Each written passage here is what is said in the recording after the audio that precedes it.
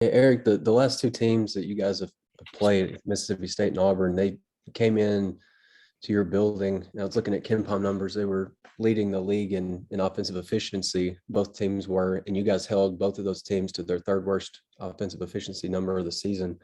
What do you feel like that says about the level of defense your guys are playing right now, and maybe how committed they are to the defensive end?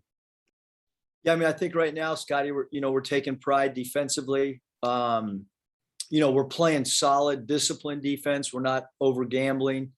And I think the size has really helped us. Defensive rebound, with the exception of the last game.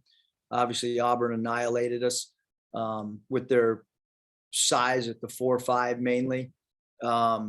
But defensively, our guys take great pride in really making the offense work. I know you said after the game the other night, Devo probably played his best game of the year. Maybe in the last couple of games, have you seen him maybe regaining, a little bit of his confidence? And I mean, he's even giving you guys a pretty good lift with his jumper too. Yeah, I think he's playing with great confidence. I think, he went from one role to another role, and I think he's embraced it and really competing at a high level on both sides of the ball. Alyssa? Hello again. Just wanted to ask about Jalen Williams, and I know you talk about him a lot, but just the jump that he's made from last year to this year, and it just seems like he just continues to get better every single game, and then does it with that smile on his face. Yeah, I mean, he brings joy to the game. He brings joy to practice every day. He's such an upbeat personality, rubs off on other people from a personality standpoint, but then on the floor, he does continue to get better. And I think he's really evolved where he's got different roles, throughout the course of a game, or throughout the course of 3 or 4 games. It might be the passing some nights. It might be the post-ups inside. It might be taking charges. It might be being an extra help defender. So he's always he's like our one guy that can easily adjust to the game plan based on what we need as a team. It's really hard to find a player like that. A lot of guys, they're kind of who they are. But Jay Will has a unique ability to kind of play with anybody. And then also, to adapt to what we need on both sides of the ball. Thank you. Curtis? Coach, what have you made of Alabama's season so far? Obviously, several really, really good wins and some head-scratching losses, but it seems like they've been pretty consistent at home. Yeah, I mean, I think, it's obviously they're going to have a great crowd. It's a weekend game. They've had some incredible, great wins. I mean, you beat Baylor and you beat Gonzaga, like just incredible wins. And knowing that their crowd can be loud and into it, you got to can't let the moment, become bigger than what it is. I read some great stuff on Snoop Dogg today and his approach to playing at the Super Bowl, which I thought was pretty cool and relevant. Of when you're performing, just worry about staying in the moment and stay in your little zone and stick to the script. And that's what we're going to have to do. I mean, that it's important for us on the road when you're playing in front of a good crowd, not to let large scoring runs. And then you add in the fact, that Alabama can score in such spurts, it's going to be really important for us to be able to stick to the defensive script, as well as offensively. And then obviously you guys are coming off a very emotional game.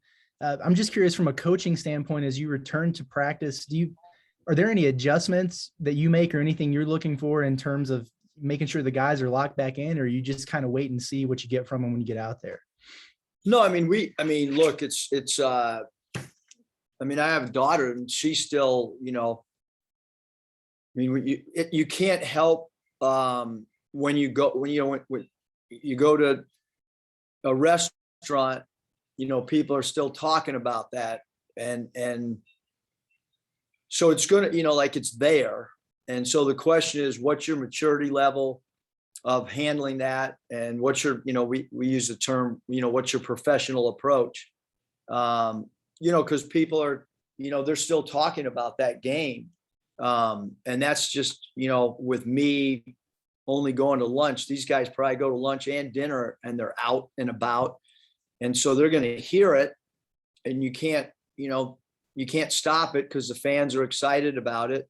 But we play 2 road games coming up, and it's so hard to win on the road. I mean, we got 2 road games and then a really, really hard home game too. So we have, just if you look at a 3-game segment, I mean, we have to turn the page for sure. Will it be addressed? Absolutely. We haven't hit the practice floor. Today will be the first day. Will it be addressed again? Yes. Because we got to go figure out a way to continue to get better. Dudley. All 5 of your signees are having great seasons, not only scoring the ball, but doing a lot of other things to help their teams win. And all 5 of them, their teams are, pushing towards state titles and all that. Can you talk about the type of players that they are overall? And also, I would assume that you got plenty of texts from them the other night. Excited. Just talk a little bit about that. I missed the last part of the question, Dudley. I assume you got a lot of texts from them the other night. What was their reactions? Yeah, I mean, I think, just not only text, but phone calls. I mean, shoot, I think I've talked to about all of them on the phone. And if I haven't, then it has been through text. Everybody really excited, about the win. And maybe more importantly, even than the win, was just the excitement on campus, pregame, in-game and post-game. But I think if there's a couple words about that, the group of incoming players, we got some really good passers and some really, really unselfish guys. I mean, I think we all know that, like Nick Smith is a incredibly dynamic scorer, but he's also a really willing, unselfish guard who competes at a high level. And Jordan Walsh is he's like the most underrated part of his game is his unselfish passing ability. I mean, he's a guy that sees the floor on the break and is a willing passer. So those 2 guys in particular are phenomenal passers. And so is Barry Dunning. You watch Barry Dunning play with his high school team, and they kind of play a high school Princeton type offense, and they're over disciplined, and he's a great passer. And then, Joseph Pinion's shooting ability and Darian Ford's ability just to score the ball across the board in different areas, and Darian's ability to draw free throws attempted, fits in as well with us. So I think it's a really well balanced group of guys, and I think they'll fit in with returners as well, because just the incoming group, the one common denominators are always talking about winning. And they're really, really good teammates. And I think that's important when you're adding a new group of players is, are they good passers? Are they willing passers? And how important is winning to them? So I think, Dudley, in a nutshell, that's how I don't know if that's what you were looking for or not. That's great. I appreciate it. Much respect for dropping this Snoop Dogg. Bob. Hey, Eric, how you doing? What's up, Hey, I Bob? wanted to ask you a couple things about Kamani. He strikes me as a guy that really has a lot of resiliency because, he had the wrist injury and then you suspended him for a game and then he got to start and then he had the ankle injury and he had the deal in the summer. And a lot of guys, if 1 or 2 of those things happen to him, they might get buried, but he seems like he just, nothing, gets to him. What do you think about his resiliency? Yeah, I think the greatest gift that Kamani has is his toughness and his ability to come in on each day, and it's a new day for him. I mean, he's a guy that he wants to battle. He wants to compete. He's probably better in the game than he is practice even. I think because he's one of those guys that competition, he'd much rather compete and bang and be physical in a game than go through some of our 1 minute stations. I don't think he's overly hyped up to, not that any of them are really hyped up to do our 1 minute stations, but he probably a lot more enthusiastic to go in there and box a guy out and get physical than work on footwork in a closeout station. You know, you suspended him for one game. It was said it was indefinite, but you brought him back pretty fast. I know he's been on your radio show. He's been post-game radio. So I assume you set some conditions down. He's met those. Kind of how's he handled all this stuff to get back in your good graces, I guess? I mean, basketball is really important to him. And you know, we talked with Kamani and his mom, and Coach Smart's done a great job of communicating and helping mentor, you know, and he's done what we've asked, and you know, he's worked his way up into the rotation, and you know, playing such an important game like last game, he's out on the floor at times and helping us. And then if you watch his attitude on the bench, because a lot of times I'll go back and look at not just the game tape of what's happening on the floor, but what's happening off the floor, who's bringing energy. If we have a big dunk or we make a big play defensively, who's the first, second, third, fourth guy off the bench clapping for his teammates and bringing energy, not zapping energy. And he's an emotional leader for us in game, both on the floor and on the sideline. And then with Alabama, you know, what would you say about their personnel? I mean, they couldn't hit the broadside of a barn the other night against Kentucky. Then they couldn't hardly miss against Ole Miss. Your 3-point defense struggled early, but now it's been great. Kind of how do you see the 3-point matchup, and just what do you think about them as a 3-point shooting team with their personnel? Yeah, I mean, I know that their numbers are not like they were last year, but you know, but Quinterly was there last year, and you know, he's obviously a great dribble drive player, but he's also, you know, a guy that's perfectly capable of hitting threes with his feet set or off the bounce. Obviously, number 5, Shackelford's, you know, one of the best 3-point shooters in the country. Left-handed guy who can also get to the rim. 14, Ellis is a good 3-point shooter. So those 3 guys in particular are all back from last year. And then you add an incredible talent like number 3, JD Davison, and Gary, number 4 at the power forward, will take an occasional 3, and he's a great offensive rebounder. And Rojas, who will play the 4 and the 5 for him, number 33. He's known as a physical interior offensive rebounder, but he'll take a high volume of 3 balls. And so both those guys are back from last year. And then Noah Gurley, number 0, plays the power forward / small ball 5 for him, and he can make 3. So I think all those guys, Bob, are perfectly capable if you don't have incredible respect for him. And the backup 2 guard or 3, whatever you want to call him, number 2, Miles, can make 3s as well. So we're going to have to guard the 3-point line. You got a great transition defense. You also have to understand that this team really, really, really thrives on trying to get to the rim as well.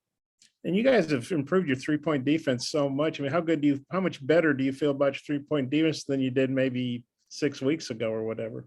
Yeah, I mean, we've improved drastically, you know, across the board defensively. You know, and I think we knew that, you know, 6 weeks ago before we got into SEC play, we knew that we had to make not just, you know, small leaps defensively, but we had to make major leaps defensively. And we've done that. And I think teams that have played against us and people that have watched our games that I have good, you know, incredible respect for, that are in the coaching profession, maybe at the NBA level, or could be an NBA front office person that I've taught. Like, everyone's noticed how hard our guys are playing. And, you know, the first thing usually that's being identified right now with our team is our defense. Okay, I might have another. I'll turn it back. Thanks, Eric. Thanks, Bob. Hutch. Coach, going back to Jalen, I think every time we've asked him about his rebounding, he kind of shrugs it off as saying, "I guess it's luck. The ball's just finding me." But what do you think makes him such a good rebounder for y'all? He's got great hands, number 1. I think you also, you know, rebounding, you have an innate ability. You can do rebounding drills all you want, but he does have a, you know, a nose for the ball when it's loose. He is also physical. He's not afraid to, to go through two different bodies to defensive rebound. So I think all those things make him good. And he's got high basketball IQ. He's always in the right place, both offensively and defensively. And I think that really helps him as a rebounder as well. I know you had really high expectations for him, but has he, as far as a rebounding perspective, has he surprised you at all at how well he's rebounded for y'all? And I mean, he's become almost a double-double machine for you. I don't think we're surprised, to be honest with you, Hutch. I thought he had such a great, second half to his freshman year. And I thought, in the NCAA tournament, he became a vital, we needed his rebounding. We needed his physicality. And he continues to get better and better. I think that, where he'll be, in another month, I think he'll be even better than he is right now because of his confidence continues to grow. Christine, you still got a question? Yeah, Coach, I was just wondering, did you say that they were off practice yesterday? Yes. Yeah. Okay. First time we'll hit the floor is in 10 minutes and 13 seconds. Gotcha. And then I have another one. Just, it might sound like kind of a silly question, especially after you said that, it's kind of hard when people are still talking about the other night, but I do have a question about the other night. And just, what do you do when you leave the arena? Like, how long were you at the arena after all of that craziness? And then what do you do when you get home? Like, how do you kind of decompress after that? Well, I didn't sleep much at all. I think I went to bed about 4:30. And woke back up about 6:30 and then went and worked out. But, that on that particular night, and it kind of varies how long we stay, as a staff.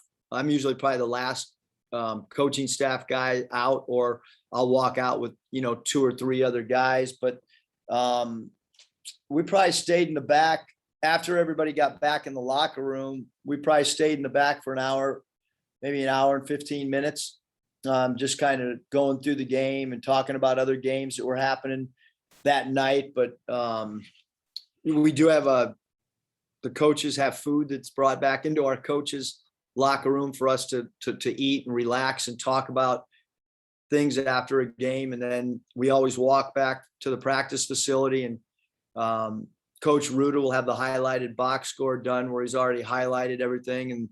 And I'll take that home and do my post-game notes on the back of that sheet.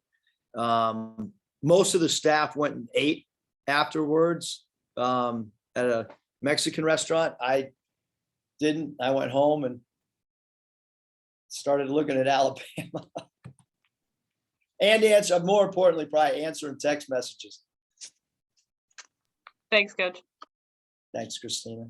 Final question, Bob. Eric, what was it about, another Kamani follow-up, what was it about him when he got in the portal? He said on the radio show the other night that playing in Little Rock, he realized how big the Razorbacks were and was interested in playing for you guys. What was it from the other end? What was it about him that merely interested you when he got in the portal? Yeah, I think, when we talked about last year's group, Bob, I kind of made a statement of, I felt comfortable with guys that we had seen live, like, whether it was Jalen Tate, and we were, getting ready to play Northern Kentucky, and I got to watch tape and really dive into his game.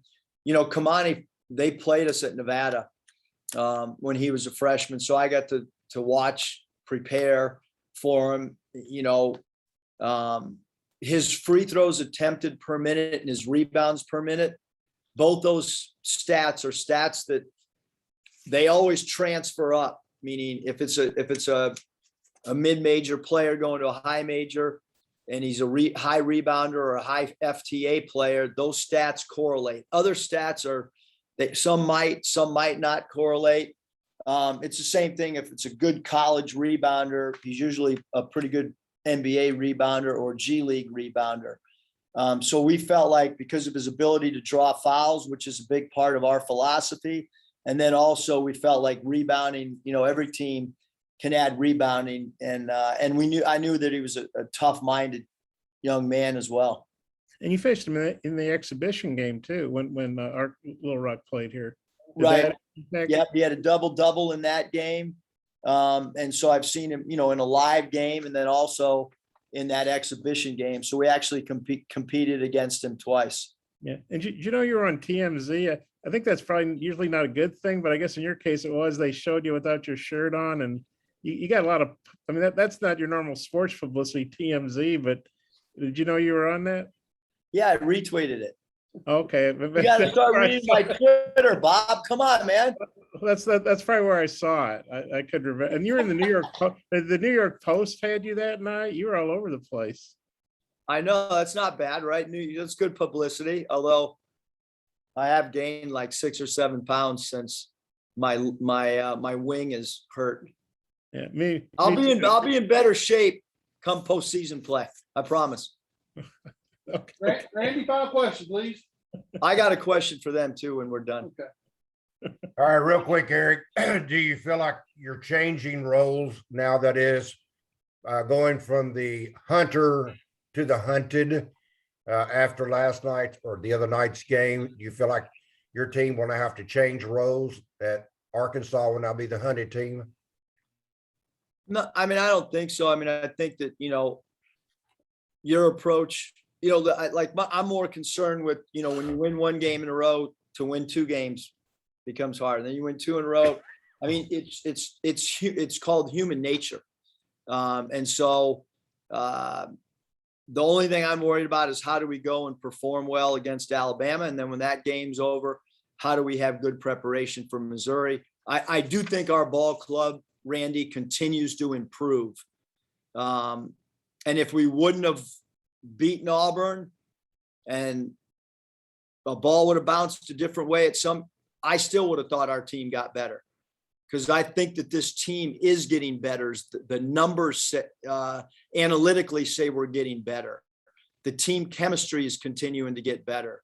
So I think that's all we can concern ourselves with, Randy. Do I think that other teams' antennas are up and they're going to be more excited to play a team that's won 9 in a row? Absolutely. That's part of the deal when somebody's playing well, or if a team's ranked or whatever. So I think that is part of the deal right now. We're playing well. We've won a lot of games in a row. And so we've got to continue to have our antennas up to continue to get ourselves emotionally and physically ready as well, so that another team's not more fired up or more ready to play, whatever phrase you want to use. All right. 4 other people are playing with Snoop Dogg at the Super Bowl. Can anybody name any of the other performers? Mary J. Blige, Eminem, and Dr. Dre.